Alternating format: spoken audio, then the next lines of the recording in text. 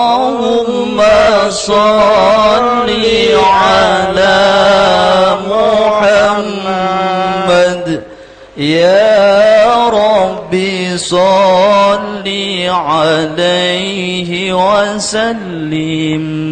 Salli ala Muhammad, salli ala Muhammad, salli ala Muhammad. Assalamualaikum warahmatullahi wabarakatuh. Bismillahirrahmanirrahim. Hamdan lillah, salatan wassalaman ala Muhammad ibni Abdillah Rasulillah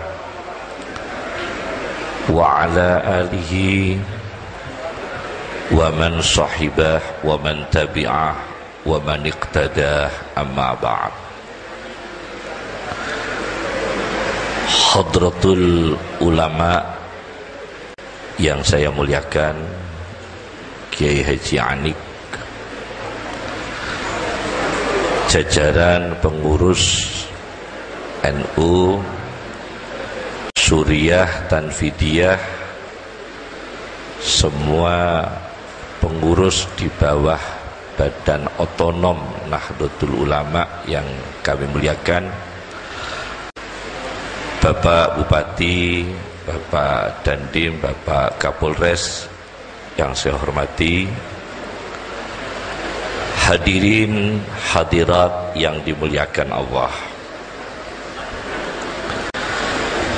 Sebagai pembuka dari apa yang ingin saya sampaikan, suatu ketika Rasulullah sallallahu alaihi wasallam mengirimkan pasukan yang dikirim Nabi itu disebut Sariyah.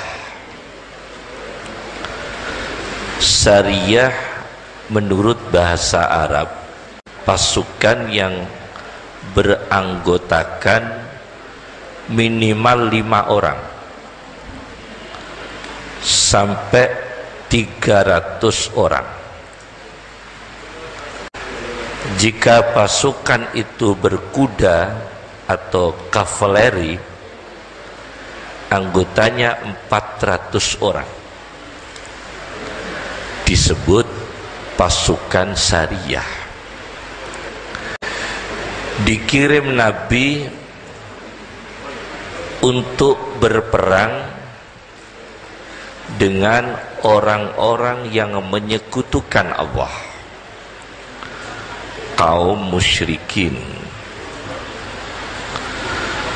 Sesampai di zona perang, di medan perang, wilayah perang, tentara-tentara Nabi itu bukan hanya memerangi orang-orang kafir yang sedang berperang, melewati batas hukum perang menurut Islam.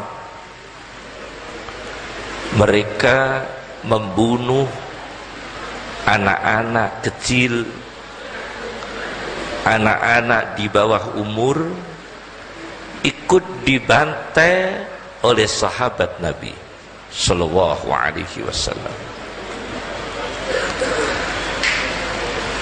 Peristiwa ini diketahui oleh baginda Nabi. Kemudian Nabi bertanya kepada mereka, apa yang mendorong kalian mengikut sertakan anak-anak di bawah umur, tidak bersenjata, tidak terlatih perang, tidak membahayakan? Kenapa ikut kalian bantai? Mereka menjawab, karena anak-anak ini sebagai kader orang musyrik. Anak-anak kecil ini kadernya orang musyrik. Kemudian Rasulullah menjawab membalik, kalian yang sekarang ini beragama Islam, terbaik, sahabat terbaik berjuang membela Allah, tidak lain kalian ini dulu orang tua kalian juga orang-orang musyrik. Kalau kalian membunuh anak-anak kecil mereka karena anaknya orang musyrik, kalian ini dulunya juga anak-anaknya orang musyrik. Itu jawaban Rasulullah SAW. Anak-anak kecil di luar kafir yang sedang berperang dengan kita, atau yang dikenal dalam hukum Islam adalah kafir harbi, ialah mereka yang masih fitrah, kata Rasulullah, masih murni, masih fitrah, masih Islam. Fitrah. Hadis ini diriwayatkan Imam Suyuti di dalam tafsirnya Ad-Durrul Mansur fi Tafsiril Ma'sur. Fitrah itu secara linguistik bahasa seperti yang disampaikan oleh Ibnu Mandur dalam kamusnya Lisanul Arab. Fitrah itu ma fatarallahu alaihil khalqa minal ma'rifati bih. Ma fatarallahu alaihil khalqa minal ma'rifati bih, ialah ma'rifat, mengenal Allah, itu fitrah. Menurut Ibnu Mandur di dalam kamusnya Lisanul Arab, fitrah itu mengenal Allah. Imam Fakhruddin Ar-Razi sebagai mufassir yang menjadi rujukan seluruh warga Nahdlatul Ulama, ahli tafsir, teolog, Fakhruddin Ar-Razi dari orang Persia, di dalam tafsirnya Mafatihul Ghaib Ar-Razi, ketika menafsirkan ayat fitrat Allah, beliau mengartikan fitrah ialah tauhid. Ini perlu saya ingatkan. Jadi kalau di dalam kamus bahasa Arab Lisanul Arab, arti fitrah adalah mengenal Allah. Kalau di dalam tafsir Fakhruddin Ar-Razi, arti fitrah adalah mengesahkan Allah, tidak menduakan Allah, tauhid. Di dalam Al-Quran, fitrah terdapat hanya satu kali, kata fitrah, tidak lebih. Al-Quran mengatakan kata fitrah itu hanya satu kali. Fitrat Allah allati fataran nasa 'alaiha. Fitrah itu ciptaan. Orang mengisahkan Allah, orang mengenal Allah, itu fitrah. Secara teologi, yang membuat fitrah itu adalah Allah. Disebut di dalam Al-Quran, Allah disebut Fatir. Fatir itu pembuat fitrah, pembuat langit. Fatirus samawati, Fatiras samawati, Fatiris samawati, terdapat 6 kali di dalam Al-Quran. Allah disebut menciptakan langit, menciptakan bumi, itu disebut kata fatir, disebut 6 kali di dalam Al-Quran. Nanti saya ceritakan antara mikrokosmos dan makrokosmos, antara alam kecil dan alam besar. Ternyata saya amati di dalam Al-Quran, Allah menyebut dirinya sebagai fatir, pembuat fitrah. Itu ternyata yang disebutkan Allah adalah manusia dan alam, alam langit dan bumi. Ketika Allah disebut menciptakan alam langit dan bumi, Allah menyebut dirinya fatoro. Fatoro, jumlah fatir, bukan fatoro, menyebut dirinya fatir. Allah sang pencipta. Itu 6 kali.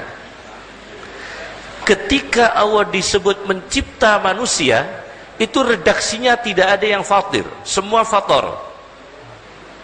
Dengan kata kerja, fi'il madhi, bukan kalimat subjek atau isim fa'il, bukan. Jadi ketika Allah menyebut dirinya menciptakan manusia, itu dengan redaksi fator, yaitu ada fatoron nasa, menciptakan manusia 1 kali, fatoroni, menciptakan kami 3 kali, fatorona, menciptakan kita 1 kali, berarti 5. Fatorokum, menciptakan kamu semua 1 kali, 6. Jadi beda. Nanti akan saya bahas tentang munculnya garis kelas menurut tinjauan makna fitri, karena ini halal bihalal. Nah, jadi nanti kita kaji. Fatoro, ketika Allah membicarakan dirinya sebagai pencipta manusia, itu tidak ada dengan menyebut kata fatir. Fatorokum, fatoroni, fatorona, fatoron nasa. Jumlahnya persis 6 kali. Tapi yang satunya lagi, fatorohunna, Allah menciptakan langit dan bumi 2 kali. Maka ketika membicarakan ayat fatoro dan fatir, terbanyak mengenai penciptaan langit dan bumi, bukan manusia. Manusia hanya 6 kali, langit bumi fatir 6 kali, fatorohunna 2 kali, jadi 8. 8 banding 6. 8 banding 6. Maka fitrah itu adalah tauhid, mengesahkan Allah sebagai Tuhan satu-satunya menurut keyakinan kita umat Islam. Fitrah adalah mengenal Allah, semua sifat Allah, semua nama Allah, dan semua teologi-teologi terkait Allah menurut ahli sunnah wal jamaah, dan mengantarkan manusia untuk menjaga alam semesta, karena Allah menyebut dirinya juga fitrah kepada langit dan bumi, bukan hanya fitrah kepada manusia. Menjaga manusia, menjaga langit dan bumi. Ini menurut tinjauan Al-Quran. Imam Syafi'i di dalam kitab Al-Um adalah kitab yang menjadi rujukan induk kaum Nahdlatul Ulama. Al-Um adalah karya Imam Syafi'i, Muhammad bin Idris Asy-Syafi'i. Di dalam kitab Al-Um ada 15 budak dari Taif. 15 budak dari Taif, ya, masuk agama Islam. Budak dari Taif, non muslim. Kemudian datang menghadap Rasul dan menyatakan memeluk agama Islam. Diterima oleh Rasulullah. Budak 15 orang. Dalam waktu yang lain majikan mereka masuk agama Islam dan meminta baginda Rasulullah supaya budak-budak itu dikembalikan. Ya Rasulullah, budak kami semua masuk agama Islam. Kami semua ini majikan juga masuk agama Islam. Mohon budak-budak kami itu kembalikan kepada kami sebagai budak. Rasulullah menolak. Oh, tidak bisa. Karena mereka masuk Islam itu otomatis dimerdekakan oleh Allah. Ulaika utaqa'ullah, kata Rasulullah di dalam kitab Ulaika utaqa'ullah. Mereka masuk beragama Islam itu sekaligus membebaskan mereka dari perbudakan dari majikan mereka yang sama-sama masuk agama Islam. Akhirnya fitrah ini mengantarkan mereka terbebas dari perbudakan. Kata Rasulullah, ulaika utaqa'ullah. Mereka dimerdekakan langsung oleh Allah Subhanahu wa ta'ala. Jadi fitrah adalah tauhid, mengesahkan Allah, mengenal Allah, menjaga langit dan bumi, dan membawa manusia pada harkat kemanusiaan, yaitu mulia. Walaqad karramna bani Adam, yaitu manusia yang mulia. Itu hakikat fitrah. Inilah sebagai prolog pengantar dari ceramah kami. Kami belum pidato, baru pembukaan. Belum pidato. Kami lanjutkan. Mohon maaf Pak Dandim, Pak Kapolres, Gus Anik, karena kami tidak bisa mengikuti sampai selesai acara karena anak kami itu rewel, ada yang ikut anak kami, jadi tidak bisa ikut sampai selesai. Kami lanjutkan apa yang saya sampaikan. Ternyata fitrah ini kita sebagai warga muslim harus objektif, adil terhadap diri kita sendiri, terhadap orang lain. Harus adil. Kata ayah saya, seorang muslim harus adil. Tidak boleh menganiaya akidahnya sendiri atau menganiaya manusia. Mohon maaf, ada salah satu literatur ditulis oleh mantan Menteri Agama dari Nahdlatul Ulama, Kiai Haji Saifuddin Zuhri. Ayahnya Menteri Agama yang sekarang sementara, Lukman Hakim Saifuddin. Sekarang ya, Menteri Agama yang sementara ini kan Lukman Hakim Saifuddin. Itu dulu ayahnya juga Menteri Agama, Saifuddin Zuhri. Dalam bukunya, maaf, kami hanya menceritakan dalam bukunya, Kaleidoskop Politik di Indonesia Jilid 2. Kaleidoskop Politik di Indonesia Jilid 2. Dalam bukunya itu, Kiai Haji Saifuddin Zuhri, Profesor Kiai Haji Saifuddin Zuhri menyatakan pada tahun 1494 pernah dilakukan perjanjian atas restu Paus Roma. Mohon maaf, ini kita bicara dalam wilayah intelektual, jadi tidak boleh kita menganiaya, harus tidak boleh menganiaya sesama manusia. Kita bicara dalam wilayah intelektual. Tahun 1494 atas restu Paus Roma,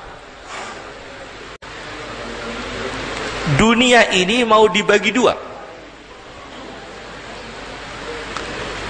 Dibagi dua, diserahkan kepada Spanyol dan Portugis. Ini dalam bukunya Menteri Agama. Maaf, saya hanya menceritakan, ya, menceritakan sebagai maroji, sebagai referensi dalam kajian. Jadi itu adalah kebebasan intelektual, ya. Saifuddin Zuhri menyatakan, ingat kami pada tahun 1494 Paus Roma memberi restu kepada Spanyol dan Portugis. Kepada Spanyol dan Portugis, dunia ini silahkan kalian jajah, silahkan kalian jajah. Itu ada perjanjiannya. Silahkan kalian duduki. Bila dunia barat ini kalian kuasai, dipegang Spanyol. Bila dunia timur dikuasai, dipegang Portugis. Itu pernah dibagi, peperangan. Maka peperangan terjadi, dua negara saudara kandung, yaitu Spanyol dan Portugis. Mereka ini aktif menjajah sebagai imperialis, istimariyin, sebagai imperialis, menjajah barat di tangan Spanyol, menguasai timur di tangan Portugis. Nah, ini akhirnya timbul suatu pergerakan. Pergerakan ini bisa revolusi karena negara yang dijajah itu secara natural, secara natural, alamiah, manusiawi, kita ini untuk mempertahankan hak, bisa mempertahankan hak, membela diri, untuk membela diri tanah air. Ada lagi orang yang membela diri tanah air plus keyakinan. Itu tidak bisa dihindari. Kalau Anda tidak percaya itu, Anda menyalahkan Kiai Hasyim Asy'ari. Kiai Hasyim Asy'ari itu berperang beda dengan Patimura. Kiai Hasyim Asy'ari berperang itu berbeda dengan Patimura, beda-beda sekali. Berbeda dengan Karyadi, berbeda dengan Pak Sutomo, berbeda. Kenapa? Karena Patimura, Pak Sutomo, Karyadi ini sangat dimungkinkan ketika melawan imperialis terdolong oleh nasionalisme, adalah membela tanah air. Tapi ketika Mbah Hasyim mengeluarkan resolusi jihad, itu bukan hanya sekedar membela tanah air, juga membela ruhuddin. Beda. Ini kita harus mengakui secara objektif, agar kita terbuka pikiran kita ini. Jadi berbeda. Kiai Hasyim Asy'ari bergerak. Ayah saya juga ikut. Waktu itu masih ikut. Kiai Hasyim Asy'ari disowani Bung Tomo ketika meletakkan gagasan jihad, saurah, peperangan, resolusi dan sebagainya. Apa yang mendorong beliau adalah bukan hanya membela tanah air, tapi membela Islam. Ini harus diketahui. Nanti kalau tidak dibedakan, nanti Mbah Hasyim sama dengan siapa itu? Karyadi, sama dengan Pak Sutomo, sama dengan apa itu pahlawan-pahlawan yang lain. Itu berbeda, jelas berbeda. Kalian baca sendiri sejarah Kiai Hasyim Asy'ari.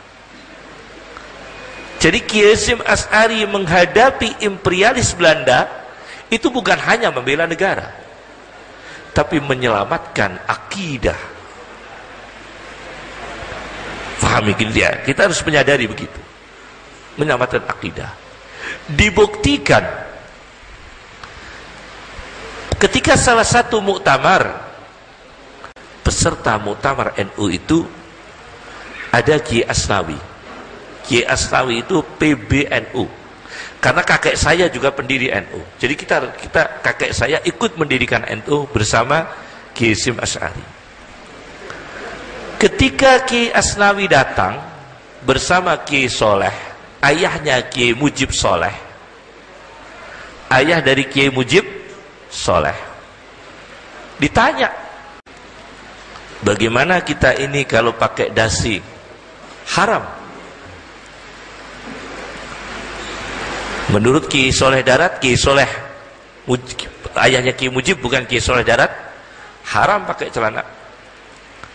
Pakai dasi haram. Kiai Asnawi ditanya, pakai dasi, bukan pakai celana, pakai dasi, maaf, hukumnya haram. Kenapa haram? Sama dengan Belanda. Padahal ini tidak ada kaitannya membela tanah air, tapi itu adalah wilayah agama,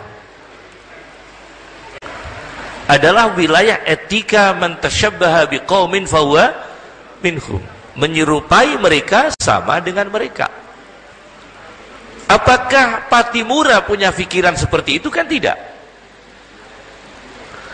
Apakah Pak Karyadi, Dokter Karyadi juga pahlawan, punya pikiran seperti itu? Juga tidak. Pak Sutomo kemudian diabadikan sebagai nama rumah sakit Sutomo Surabaya. Apakah punya pikiran pakai dasi haram? Kan tidak. Tapi para ulama ikut memerangi Belanda, pikirannya lain, bangsa dan agama, bukan hanya bangsa, bukan hanya bangsa. Ini perlu diketahui, beda sekali ya. Sasarannya sudah lain, bukan hanya bangsa. Kita harus objektif dalam masalah ini. Kami lanjutkan. Ada salah satu, maaf kami berdiri ini ya, kursinya tidak imbang dengan pantat kami ini. Ada salah satu disertasi doktor karya Dr. Abdus Salam. Disertasi ini di Irak, di Universitas Islam Irak, Al-Jami'ah Al-Islamiyah bil Iraq. Disertasi doktor itu diterbitkan dengan judul disertasinya dengan tesis Mafhumul Irhab fi Syariatil Islamiyah. Memahami teroris menurut pandangan syariat Islam. Ada kitab tentang disertasi tentang teroris, 1 jilid. Saya pernah mempelajari itu. Mafhumul Irhab fi Syariatil Islamiyah. Mengenai teroris menurut syariat Islam. Menjadi disertasi doktor di Irak oleh Dr. Abdus Salam. Dalam disertasinya itu saya baca, pada tahun 1996, pada tahun 1996 baru saja. Bulan Februari. Bulan Februari itu kalau orang sana menyebut Syubat. Orang Arab, bahasa Arabnya Februari itu Syubat. Syubat itu Februari. Bulan Februari 1996,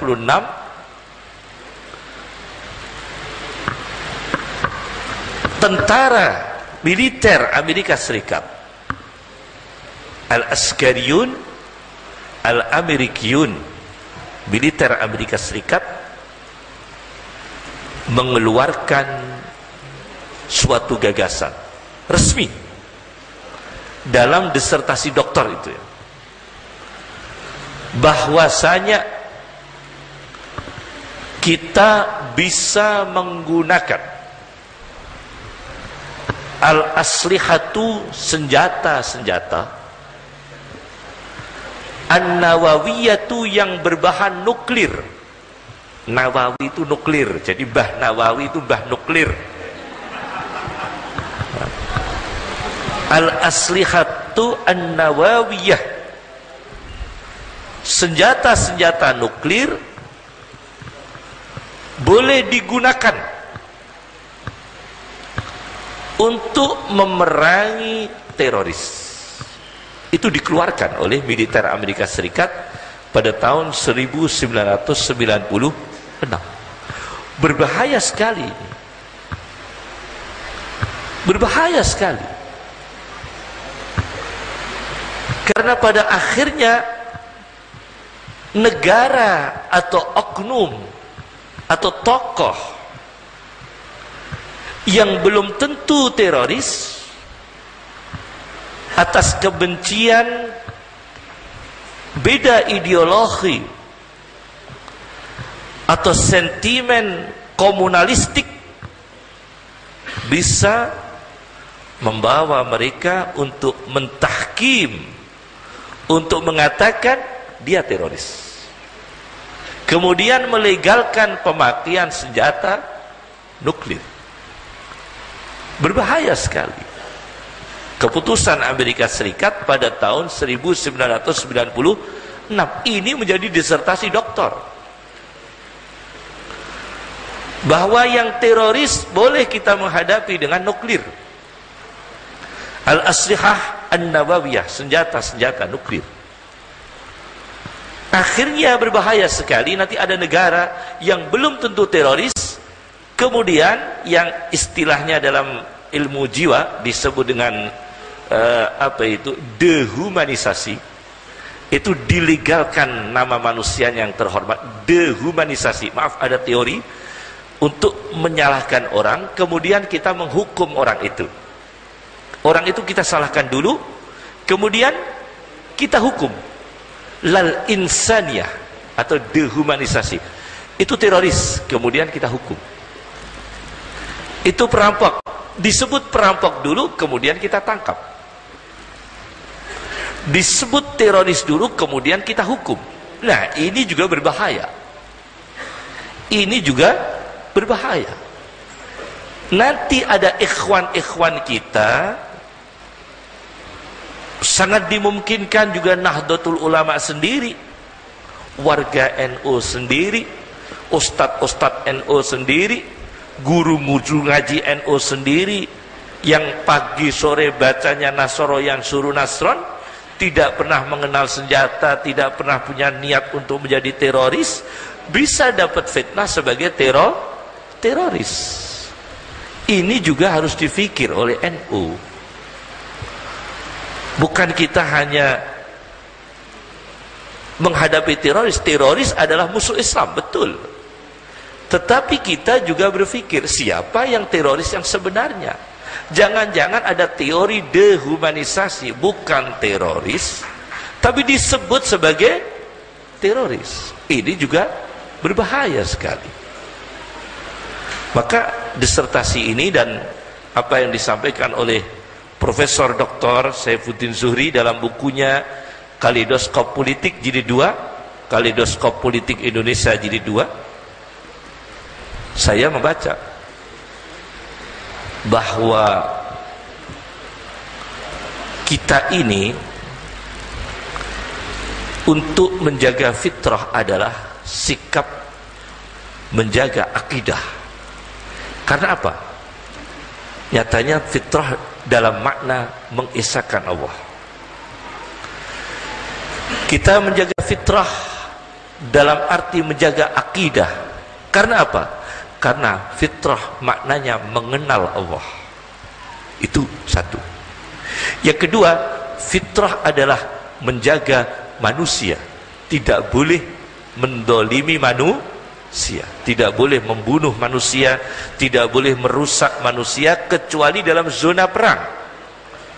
Zona perang tidak bisa dihindari, tidak bisa dihindari. Palestina perang itu tidak bisa dihindari, tidak bisa kita pidato sudahlah warga Palestina tidak usah perang, istighosah saja. Oh, tidak bisa.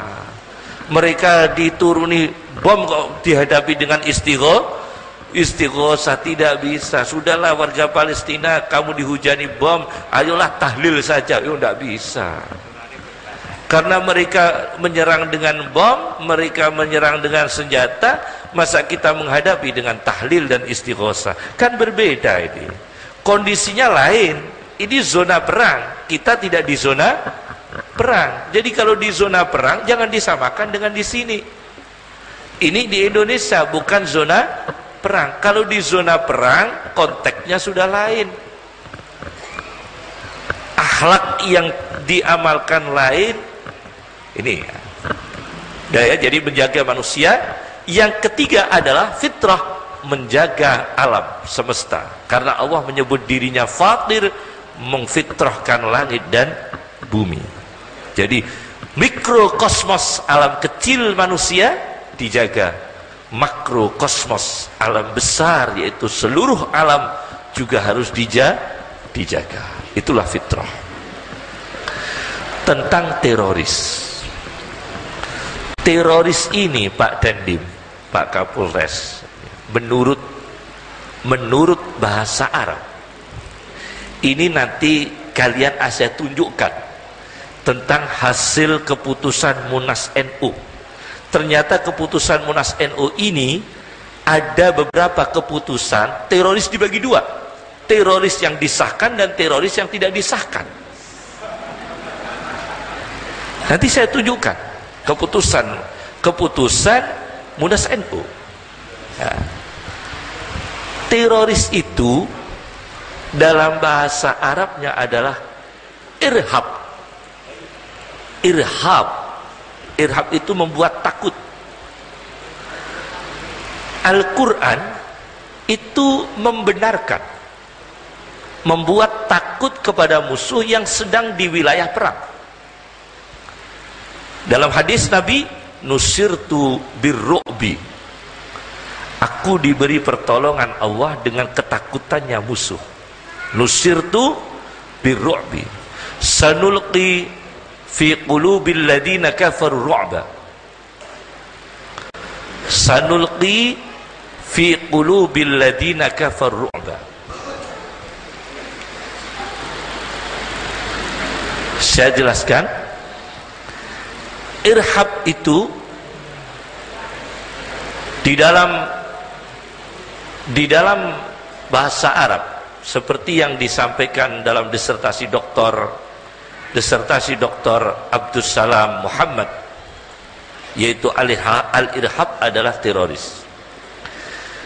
Al-Quran itu sendiri pernah mengajarkan orang Islam suatu saat melakukan teror kepada musuh perang yang memang sah sebagai musuh perang, sah sebagai musuh perang. Kalau di Indonesia ini insya Allah kita tidak berperang,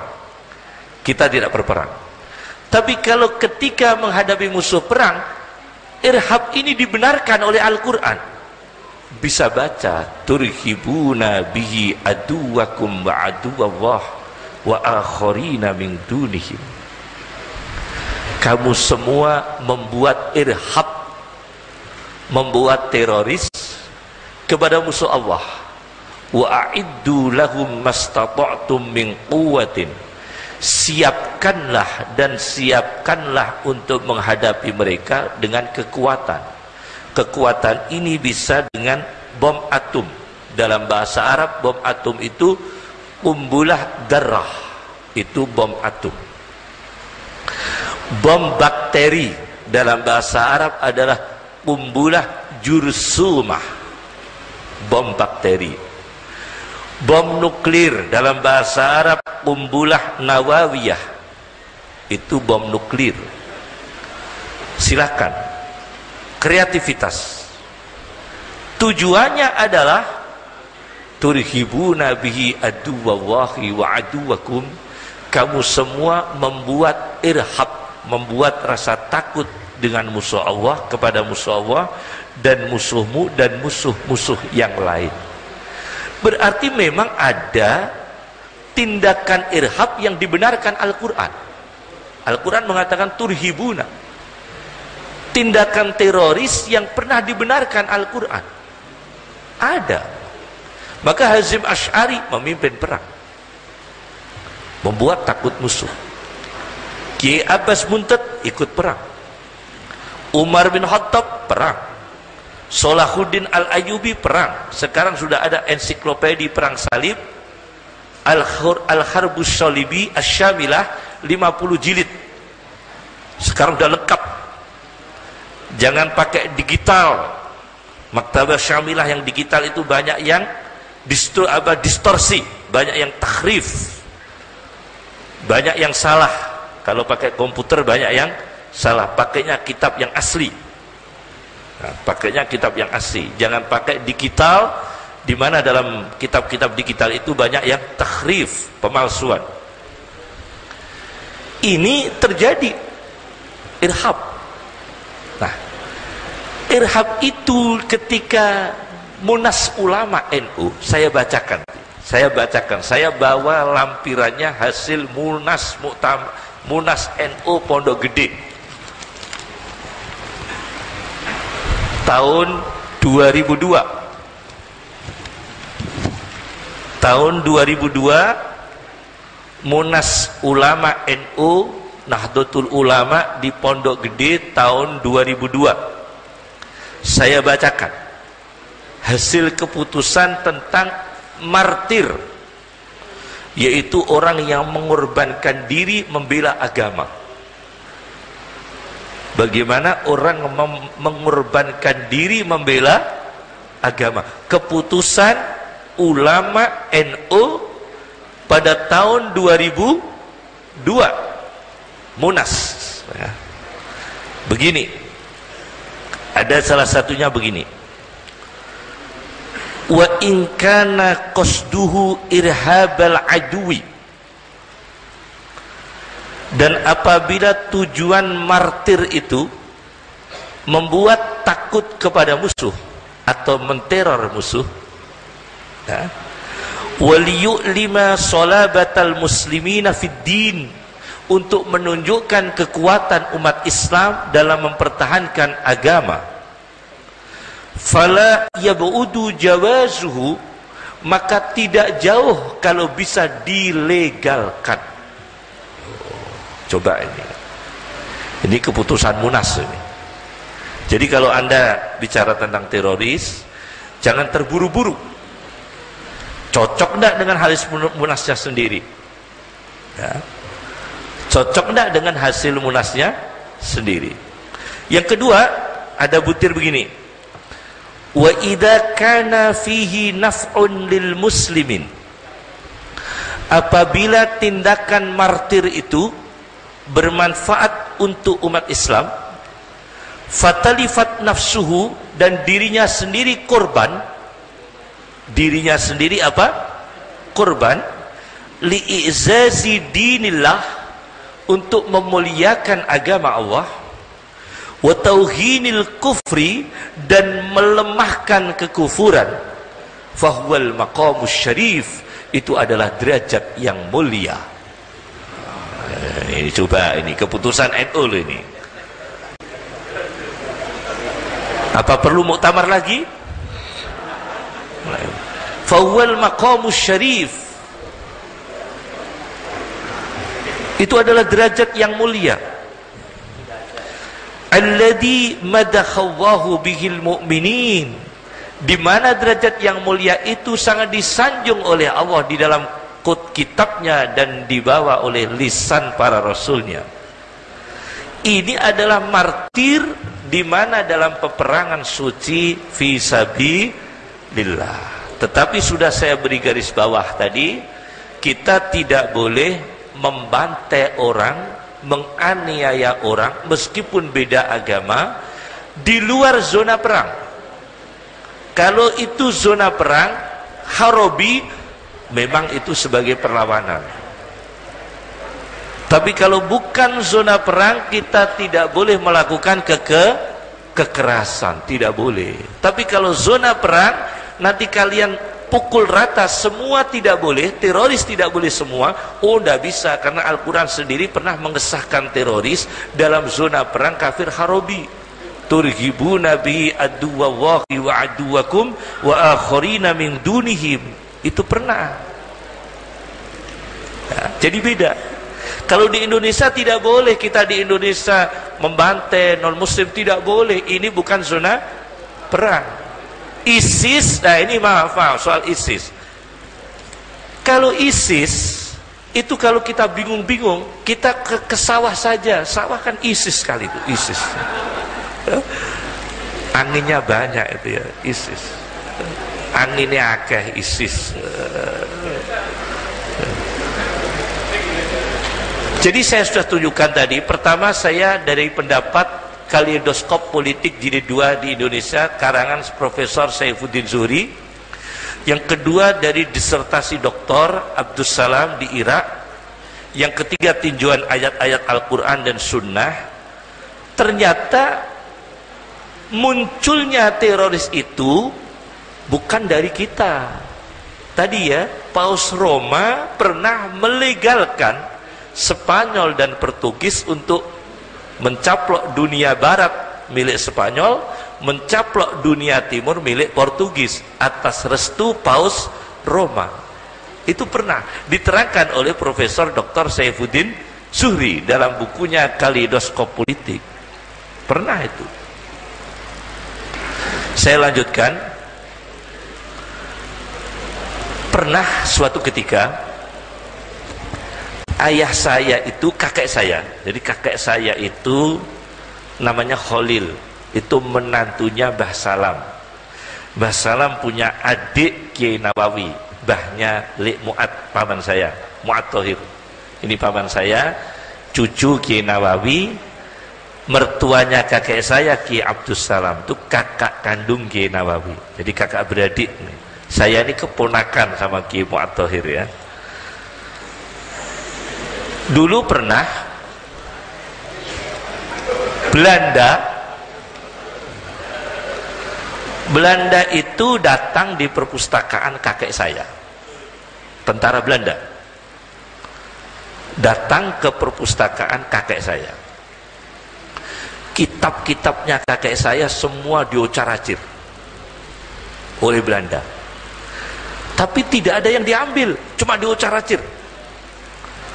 Ada kitab Tuhfatul Muhtaj diocar-acir, Mughnil Muhtaj diocar-acir, Nihayatul Muhtaj diocar-acir, Fathul Bari diocar-acir, Irsyadus Syari diocar-acir. Kitab-kitab yang menjadi pegangan orang NU diocar-acir semua, tidak ada yang diambil karena dilihat tidak berbahaya.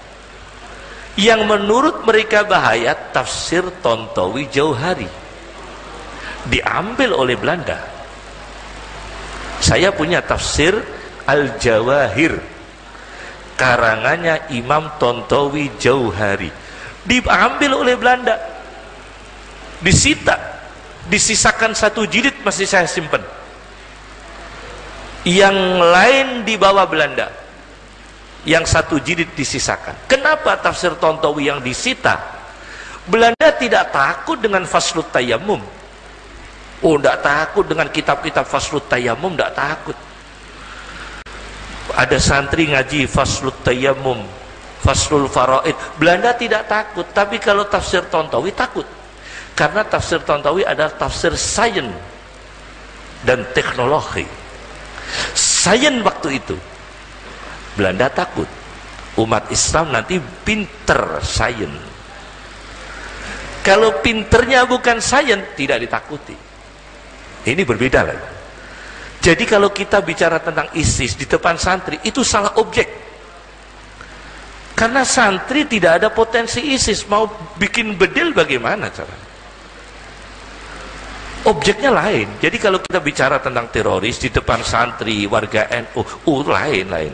Yang kita tekankan tentang masalah pembinaan itu, tapi jangan sampai kita bina hanya menekankan teroris. Karena, maaf, dalam Britannica, ensiklopedia Britannica, maaf ya, dalam ensiklopedia Britannica yang berbahasa Inggris, saya pernah diskusi dengan istri saya, dalam ensiklopedia Britannica yang 32 jilid itu, 33 jilid, saya punya itu di rumah, itu daftar-daftar teroris yang disebut negara Islam hanya Al-Fatah, hanya Palestina satu, yang lain ada Spanyol, ada negara-negara Eropa, semua daftar-daftar teroris. Teroris karena di lingkup agama lain, teroris dalam lingkup agama lain. Teroris yang di lingkungan kita umat Islam hanya disebut satu, Palestina ada teroris. Itu di ensiklopedia Britannica yang berbahasa Inggris, Jadi lain. Maka kalau kita tekankan teroris, masalah teroris ini, kita bicara di depan santri, salah alamat. Santri itu tidak punya potensi teroris. Dia mengetahui, dia tidak terlatih dalam ilmu harokah. Dia hanya sakofah, pendidikan dan kebudayaan. Tidak terdidik dalam harokah, pergerakan. Lain. Saya dulu keluar SD, itu sama ayah saya sudah dikertikan 2 pelajaran, antara sakofah dan harokah. Saya keluar SD langsung dikasih pelajaran ayah saya, Ikhwanul Muslimin Hasan Al-Banna. Pertama itu. Pertama dikasih pelajaran Hasan Al-Banna. Yang kedua dikasih pelajaran harokah Muhammadiyah, harokah Nahdlatul Ulama dikasih pelajaran. Sampai harokah terakhir, harokah Nahdlatul Muhammadiyah. Nahdlatul apa? Muhammadiyah, gabungan antara NU dan Muhammadiyah. Dikasih pelajaran sama ayah saya. Tapi teroris yang di dalam dikhawatirkan Belanda, itu Belanda ngocar-ngacir kitab di perpustakaan kakek saya, kitab-kitab fikih tidak diambil, kitab-kitab hadis tidak diambil, karena mereka tidak ada kecemburuan, tidak khawatir ini menimbulkan pergerakan. Yang dikhawatirkan adalah kitab Tafsir Al-Jawahir. Nah, sekarang saya bawa cuplikan dari Tafsir Al-Jawahir. Ya. Tafsir Al-Jawahir terdiri dari 13 jilid. Saya dulu ngaji kepada ayah saya. Kalau pagi saya ngaji Tafsir Al-Jawahir, karangannya Imam Tontowi Jauhari. Ada bab namanya Ad-Dinamit, cara membuat dinamit. Nah, ini yang dikhawatirkan Belanda. Kira-kira kalau ini fasal furudul wudu tidak ditangkap oleh Belanda, tidak berbahaya bagi Belanda. Furudul wudu tidak berbahaya bagi Belanda. Dianggap bahaya oleh Belanda. Ini ada ad-dinamit ini. Ad-dinamit saya bacakan. Idza kholatna, ya, idza kholatnal, ya, gliserin bikhamidin nitrat. Ini ya, dengan apabila bahan gliserin, bahan kimia dicampur dengan asam nitrat. Asam nitrat tulisannya nitrik, asam nitrat, dan dicampur dengan sulfur, asam sulfur disebut di sini, asam sulfur. Ini bahan kimia, bahan peledak di dalam tafsir Jawahir. Di dalam tafsir Al-Jawahir, bahan peledak di dalam tafsir Al-Jawahir, asam sulfur. Kemudian dicampur ya, glisirin, nitrat, sulfur, asam glisirin, glisirin dulu, asam nitrat, asam sulfur ya. Kemudian dipanaskan. Bahasa Arabnya di sini wa idza sukhina. Sukhina dipanaskan. Auturiqa atau ditekan. Farqa'a maka meledak. Farqa' itu bahasa Arab yang meledak. Bahan peledak itu bahasa Arabnya mufarqi'. Mufarqi' itu artinya bahan peledak. Farqa'a akan meledak bisyiddatin dengan keras, mutahawilan berubah ila ghazati nitrogen, menjadi gas nitrogen. Wasani oksid karbon dan karbon dioksida. Karbon dioksida wal oksijin dan menjadi oksigen. Ini menjadi bahan apa? Peledak. Ini ada di tafsir apa? Tontowi Jauhari. Nah, kitab-kitab semacam ini menjadi bahan kelompok garis keras. Jadi kalau kita secara intelektual tidak jalur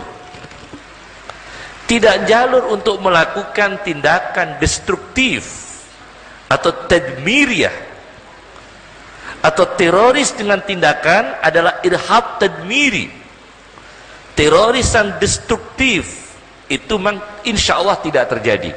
Karena apa? Karena potensi kita tidak ada, pendidikan kita tidak ada ke sana. Semua matolek hajat itu hanya ilmu, bukan harokah. Pondok Lasem, Pondok Lajen, Pondok Sarang, Lirboyo itu ilmu, bukan pondok pergerakan. Dan tidak diajarkan pelajaran-pelajaran seperti ini, tidak diajarkan. Nah, yang diajarkan adalah orang-orang, anak-anak kita yang sekolah sains di sana. Ada yang sekolah kimia di Amerika Serikat, ada yang sekolah elektronik di Amerika Serikat, ada yang ahli bom di mana. Lah itu memang begitu salah akidah bisa berbahaya. Begitu salah apa? Akidah berbahaya. Kalau kita insya Allah tidak punya potensi, tidak ada skill, tidak ada bakat ke sana. Mengagumi boleh, mengagumi boleh, kagum gitu dengan cerita itu. Tapi melakukan harus sesuai dengan syariat Rasulullah Shallallahu Alaihi Wasallam. Jadi berbeda ya. Ini sekelumit tentang bagaimana jadi Belanda mengambil kitab yang berbahaya menurut mereka. Maaf, ada satu lagi, cuma saya belum berani menyampaikan. Ada satu lagi kitab orang NU yang dilarang oleh Belanda. Dan ini nanti mengagetkan kita semua. Sampai sekarang kitab itu masih diajarkan oleh NU. Sampai sekarang. Dan Kiai Haji Sahal Mahfud, paman saya sendiri, Kiai Haji Sahal Mahfud itu kakak kandung ibu saya, itu suka sekali membaca kitab itu. Padahal kitab ini pernah dilarang oleh Belanda. Adalah kitab Bughyatul Mustarsyidin. Kenapa dalam kitab Bughyatul Mustarsyidin itu dipakai di NU? Itu disebut Batawi Jawa Darul Islam. Baca lihat. Baca di dalam kitab Bughyatul Mustarsyidin. Ini nanti kalau kalian, padahal itu diajarkan di pondok pesantren NU. Tapi pondok pesantren kita ini kan tidak punya potensi untuk harokah. Bagaimana kan tidak punya potensi itu. Harokahnya bagaimana, bergerakannya bagaimana. Lain dengan yang sudah terdidik seperti Ikhwanul Muslimin, itu terdidik dengan runtut, tertib, dengan pendidikan yang urut, organisasi yang urut, Al-Qaeda itu begitu ada begitu ada ajaran, mungkin tafsirnya langsung diambil keras tanpa memikir kebijaksanaan. Tapi kita tidak boleh, kembali lagi pertama, tidak boleh mentahkim orang ini teroris, orang ini bukan teroris, karena dalam disertasi doktor itu yang dikeluarkan oleh Amerika Serikat tahun 1996, Amerika Serikat melegalkan penggunaan senjata nuklir untuk teroris, yang rugi umat Islam. Kebijakan militer Amerika tahun 1996 yang saya sebutkan di atas. Jadi sekarang kesimpulannya, konklusi dari apa yang saya sampaikan, natijah yang saya sampaikan, satu, fitrah dalam arti mengisahkan Allah, tauhid, seperti yang disebutkan dalam tafsir Ar-Razi. Yang kedua, fitrah dalam arti mengenal Allah, seperti yang dikatakan oleh Ibnu Mandur dalam kamusnya Lisanul Arab. Fitrah adalah menjaga manusia, karena Allah mengatakan fatoron nas. Fitrah adalah menjaga alam lingkungan, Allah mengatakan fatirus samawati wal ardi. Allah menjaga langit dan bumi. Tetapi kita tidak boleh kemudian memojokkan kita sendiri dalam wilayah intelektual. Orang bicara tentang tauhid, buku-buku seperti itu, kemudian kita anggap itu buku teroris. Oh enggak, jangan terburu-buru. Itu kitab pernah diajarkan Kiai Hasyim Asy'ari, itu kitab Bughyatul Mustarsyidin diajarkan kiai-kiai sepuh dulu, karena kiai sepuh dulu menghadapi imperialis. Orang Islam saudara kita di sana menghadapi penjajahan, kita yang di sana tidak menghadapi apa-apa. Jadi untuk realnya itu berbeda. Kita tidak melakukan tindakan kekerasan, itu memang adalah doktrinal dan aplikasinya tidak terdorong, karena tidak ada tuntutan untuk melakukan kekerasan. Tetapi kalau di Irak, di Mesir, di Syria, mereka memang ada tekanan untuk melakukan kekerasan. Berbeda, muncul firqah-firqah yang benar, ada firqah-firqah yang sesat. Tetapi yang saya tahu tindakan ISIS itu memang yang saya tahu dari YouTube, ya, itu memang sangat berbahaya, dan ini perlu pembinaan. Istilahnya perlu pembinaan. Sebab kalau tidak dibina, apa yang dikatakan Imam Ghazali, Anda berdiskusi dengan lawan akidah, apakah diskusi Anda bisa merubah akidah mereka? Ditanyakan oleh Al-Ghazali. Kalau tidak, buang energi saudara. Fadzakir in nafa'ati dzikra. Ihya Ulumuddin mengatakan begitu. Bukan berarti kita tidak amar ma'ruf nahi mungkar. Amar ma'ruf nahi mungkar tetap, tetapi kita diskusi panjang-panjang, yang di depan kita ini bukan orang jurusan ISIS. Begitu Pak ya. Insya Allah tidak ada yang jurusan ISIS, insya Allah tidak ada yang jurusan ISIS, tidak ada, insya Allah tidak ada yang jurusan ISIS. Alumni pondok-pondok lah, kalau dia sudah masuk dalam ranah organisasi, misalnya organisasi besar, lain lagi. Atau dalam Islam harokah, kan ada sakofah, ada harokah, ada yang hanya pengetahuan dan kebudayaan, dan ada yang harokah. Tapi kita jangan lupa yang dicatat oleh Abdullah Ulwan dalam kitabnya Tarbiyatul Aulad fil Islam, pendidikan anak di dalam Islam, itu ada tabel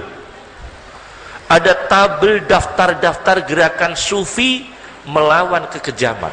Itu semua gerakan sufi dengan senjata. Ketika Italia menduduki Libya, yang bergerak adalah thariqah, dipersenjatai. Ketika Prancis menduduki Aljazair, thariqah bersenjata menghadapi Prancis. Karena apa? Harokahnya sangat darurat. Ketika imperialis menduduki Libya, Italia, thariqah yang berperan, bersenjata thariqahnya. Baca di dalam kitab Tarbiyatul Aulad fil Islam, bersenjata. Karena apa? Darurat untuk melakukan. Ketika Hasyim Asy'ari menghadapi imperialis Belanda, resolusi jihad keluar dengan senjata. Jadi kita lihat ada melakukan perlawanan yang disahkan oleh Al-Quran sesuai dengan ayat Al-Quran, turhibuna bihi aduwallahi wa aduwakum wa akharina min dunihim. Semoga kita menjadi muslim yang sesuai dengan syariat Rasulullah SAW, dan kita tidak boleh menganiaya akidah kita sendiri, tetap tauhid, mengisahkan Allah, tidak yang lain. Yang kedua, tidak boleh mengganggu orang lain, tidak boleh mengganggu orang lain, menganiaya orang lain meskipun beda keyakinan. Tidak boleh kita menganiaya, tidak boleh kita merusak alam lingkungan, tidak boleh destruktif, tidak boleh. Kalau ISIS itu destruktif, melakukan kekejaman, kedoliman, tidak boleh kita ikuti, tidak boleh kita ikuti, tetapi kita bina. Apabila putra-putra kita ada yang mengarah ke sana, kita bina dengan baik, kita arahkan akidah yang baik, akidah ahli sunnah wal jamaah. Maaf dari kami, cukup. Afwan. Assalamualaikum warahmatullahi wabarakatuh. Warahmatullahi wabarakatuh.